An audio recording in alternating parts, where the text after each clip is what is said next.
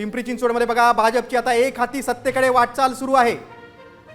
83 जागांवर भाजपचे उमेदवार आघाडीवर आहे। राष्ट्रवादी केवळ 37 जागांवर पुढे आहे। दोन्ही राष्ट्रवादी काँग्रेस पिंपरीमध्ये एकत्र आल्या होत्या, मात्र काय जादू चालली नाही। अजित पवारांची आश्वासनं देऊन देखील मतदारांनी भाजपला पसंती दिलेली आहे, कारण भाजपची एक हाती सत्तेकडे वाटचाल सुरू आहे। यापूर्वी देखील ही महापालिका भाजपकडेच होती।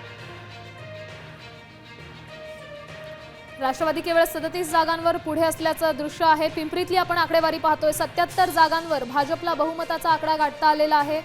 10 जागांवर आघाडीवर आहे शिंदेसेना, 37 जागांवर आघाडीवर आहे अजित पवारांची राष्ट्रवादी। ठाकरे सेनेला अजून एकही खातं उघडता आलेलं नाही। मनसेला 1 जागेवर बहुमत मिळालेलं आहे। पिंपरीत 128 जागांसाठीचा हा निकाल आपण पाहतोय। एका जागेवर राष्ट्रवादी शरद पवार पक्ष पुढे आहे।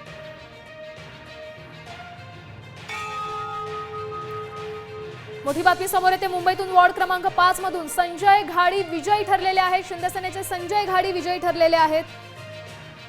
शिंदेसेनेनं आणखी एक खातं उघडलेलं आहे। वॉर्ड क्रमांक 5 मधून संजय घाडी विजयी उमेदवार ठरलेले आहेत। शिंदेसेनेचे हे उमेदवार आहेत।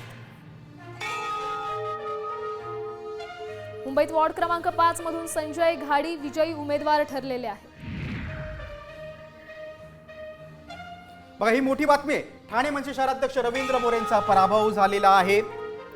मनसे शहराध्यक्ष रवींद्र मोरेंचा पराभव झालेला आहे। आपण बघतो ठाण्यामध्ये एकनाथ शिंदेचा बालेकिल्ल्यामधली बातमी। प्रभाग क्रमांक 2 मधून रवींद्र मोरेंचा पराभव झालेला आहे, तर भाजपचे मनोहर डुंबरे तिथे विजयी झालेले आहेत। प्रभाग क्रमांक 2 मधून रवींद्र मोरेंचा पराभव झालेला आहे। अविनाश जाधव यांनी अनेक मुद्द्यांवर आक्रमक भूमिका घेतली होती ठाण्यामध्ये, मात्र बघतोय आपण शहराध्यक्षांचाच पराभव झालाय, रवींद्र मोरेंचा पराभव झालाय। मोठी बातमी समोर येते सोलापूरमधून। सोलापूर महापालिकेवर भाजपची सत्ता स्थापन केली जाणार आहे। 102 जागांपैकी 73 जागांवर भाजपचे उमेदवार आघाडीवर आहेत। एक हाती सत्ता भाजपची सोलापूरमध्ये येणार आहे। काँग्रेस पूर्णपणे तिथं निष्प्रभ ठरलेला आहे। शिंदेसेना काँग्रेसला प्रत्येकी केवळ 1 जागा आहे। राष्ट्रवादी ठाकरे सेनेला तर खातही सोलापूरमध्ये उघडता आलेलं नाहीये। सोलापूर महापालिकेवर भाजपची एक हाती सत्ता आहे। 102 जागांपैकी 73 जागांवर भाजपचे उमेदवार विजयी झालेले आहेत। शिंदेसेना काँग्रेसला प्रत्येकी 1 जागा आहे। काँग्रेसच्या खासदार प्रणिती शिंदेना देखील हा मोठा धक्का आहे। शिंदेसेनेला देखील धक्का आहे। भाजपनं मोठं यश सोलापूरमध्ये मिळवलेलं आहे।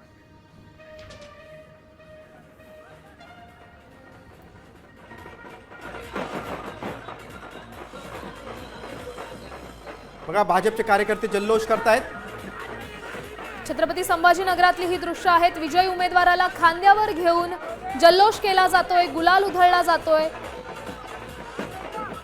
ढोल ताशांचं वादन यावेळी या ठिकाणी केलं जात आहे। मुख्यमंत्री देवेंद्र फडणवीसांचा फोटो हातात घेऊन जल्लोष साजरा केला जातोय। धुळ्यात 74 जागांसाठीची निवडणूक झाली। 30 जागांवर भाजप आघाडीवर आहे, 3 जागांवर शिंदेसेना आघाडीवर आहे। अजित पवारांना इथे यश मिळवता आलेलं नाही, उद्धव ठाकरेंनाही इथे यश मिळवता आलेलं नाही।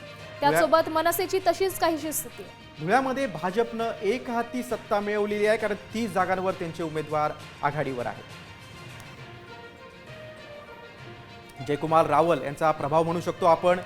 धुळ्यामध्ये भाजपनं एक हाती सत्ता मिळवली आहे।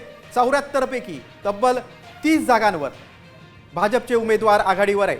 अजित पवारांची राष्ट्रवादी काँग्रेस असेल किंवा शरद पवारांची राष्ट्रवादी काँग्रेस, ठाकरे सेना यांची इथं सपशेल निराशाजनक कामगिरी झालेली आहे। तिकडे नवी मुंबईत देखील भाजपनं चांगली कामगिरी केलेली आहे। तब्बल 70 जागांवर त्यांचे उमेदवार पुढे आहेत। शिंदेसेनेला त्यांनी मोठा धक्का दिलेला आहे। एकनाथ शिंदे आणि गणेश नाईकांनी ही निवडणूक प्रतिष्ठेची केली होती। दोघे नेते आमने सामने होते आणि आपण बघतोय गणेश नाईकांनी एकनाथ शिंदेंवर मात केलेली आहे। काही वेळापूर्वीच गणेश नाईकांनी एकनाथ शिंदेंना डिवचलं देखील आहे। त्यांनी एक व्हिडिओ शेअर केलेला आहे। टांगापलटी, घोडे फरार अशी शाब्दिक बाचाबाची झाली होती दोन्ही नेत्यांमध्ये। आणि आपण बघतोय पिंपरी चिंचवडमध्ये भाजपची एक हाती सत्ता येईल असं चित्र आहे, कारण 83 जागेवर भाजपचे उमेदवार आघाडीवर आहेत। राष्ट्रवादी काँग्रेस केवळ 37 जागांवर पुढे आहे।